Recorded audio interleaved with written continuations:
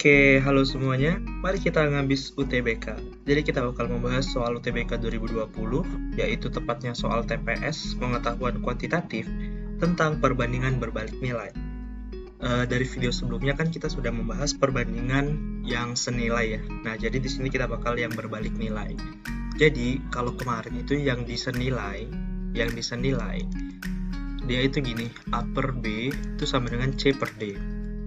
Maksudnya, apabila A ini bertambah, maka C juga bakal bertambah. Atau kalau B bertambah, D juga bakal bertambah gitu. Sedangkan kalau berbalik nilai, sederhananya kalau B nambah, kalau A nambah, B-nya berkurang, kalau C nambah, D-nya berkurang gitu. Jadi kalau untuk berbalik nilai, dia bukan A per B sama dengan C per D, tapi A dikali B sama dengan C dikali D. Nih, jadi bisa dilihat nih, kalau A-nya gede, berarti B-nya kecil.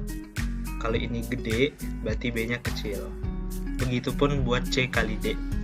Nah, contohnya gimana? Contohnya kalau ada pembangunan misal. Pembangunan memerlukan 5 pekerja. 5 pekerja untuk waktunya itu 10 hari misal.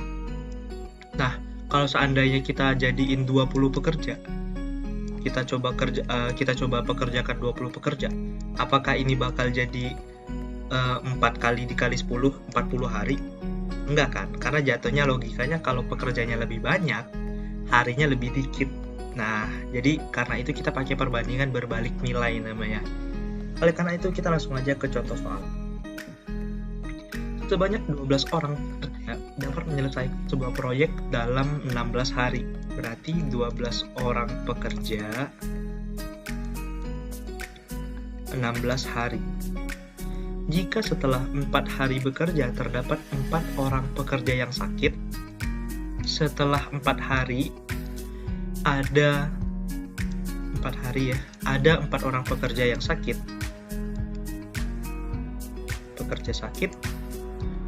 Proyek tersebut dapat diselesaikan dalam waktu. Nah, karena ada 4 orang pekerja sakit, jadi tinggal 8 pekerja kan, 12 kurang 4, 8 pekerja. Gimana cara kita ngitungnya? Kita ingat dulu, A per B sama dengan C per D. Gini kan. Nah, kalau kita lihat di sini, karena setelah hari keempat, ada 4 orang pekerja sakit, jadi dia tuh kan udah 4 hari ya, jalan 4 hari. Berarti harusnya sisa 12 hari lagi kan, 4 hari. Ada yang sakit, gitu. Berarti setelah 4 hari ini, baru kita hitung.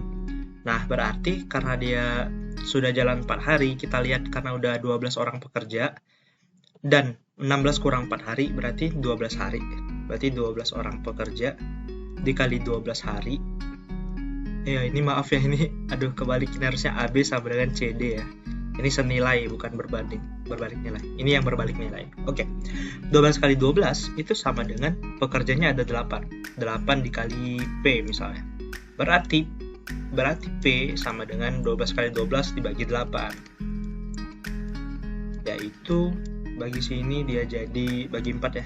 Di 3, ini 2, sini 6. Jadi 18 hari. Tapi jangan terkecoh dulu teman-teman.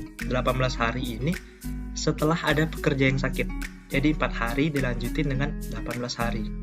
Oleh karena itu jawabannya 4 ditambah 18 hari, yaitu 22 hari. Begitu. Lanjut lagi, ini mirip dengan yang tadi. Langsung aja kita highlight. Ini 9 orang, 48 hari. 9 orang, 48 hari. Jika diinginkan pekerjaan tersebut selesai 3 minggu lebih cepat. 3 minggu lebih cepat berarti 48 dikurang 3 minggu atau 21 hari ya, yaitu 27.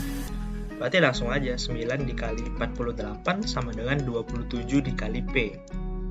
Berarti P-nya sama dengan 9 per 27 dikali 48.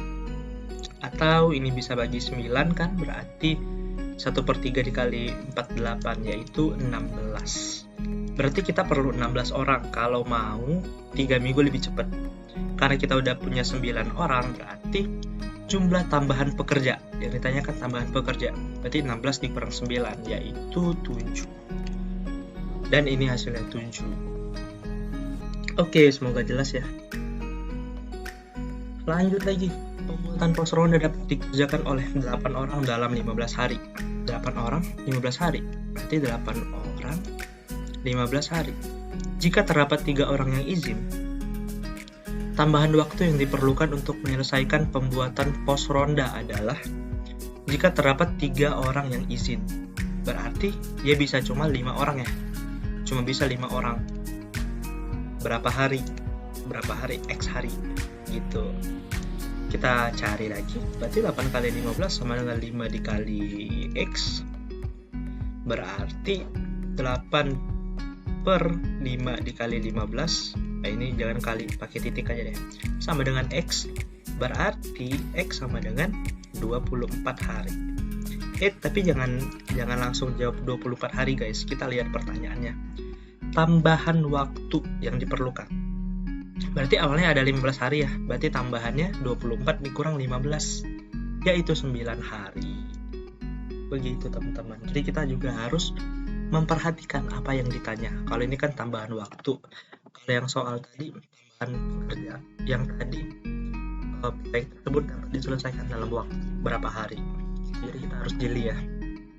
Kita ada soal lagi.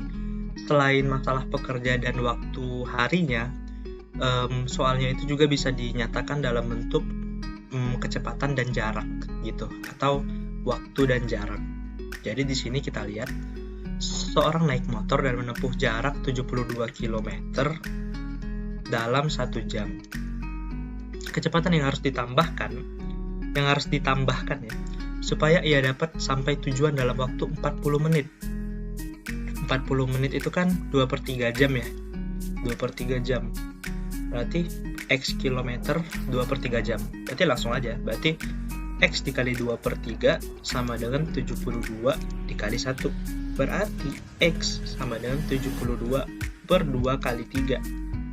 Atau 36 kali 3, 90 tambah 18, 108.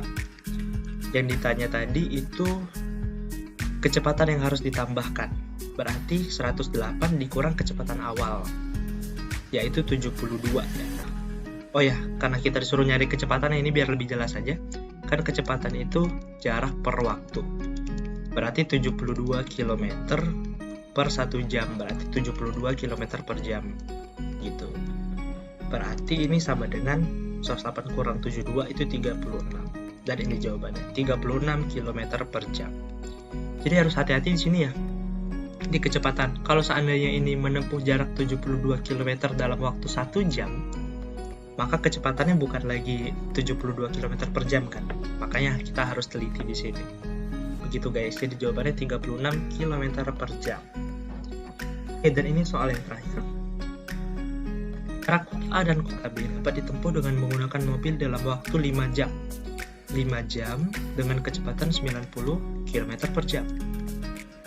Ketika mobil tersebut mengurangi kecepatannya sebesar 45 km per jam, kalian harus lihat di sini. Ini mengurangi kecepatannya sebesar. Kalau dia sebesar berarti harus dikurang ya. Kecepatan awalnya 90 dikurangi sebesar 45. Berarti 45 km per jam kecepatannya. Gitu. Kalian harus lihat kalau seandainya ini bukan sebesar tapi ini menjadi, berarti dia menjadi sebesar ini.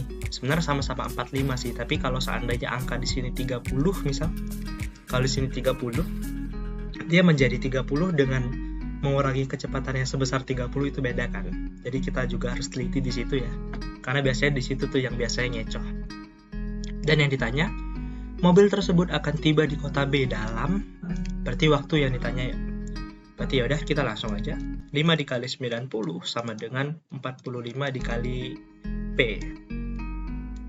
Berarti P sama dengan 5 dikali 90 per 45. Bisa coret kan, 90 bagi 45, 2. Berarti 5 kali 2, 10. Berarti 10 jam. 10 jam. Begitu.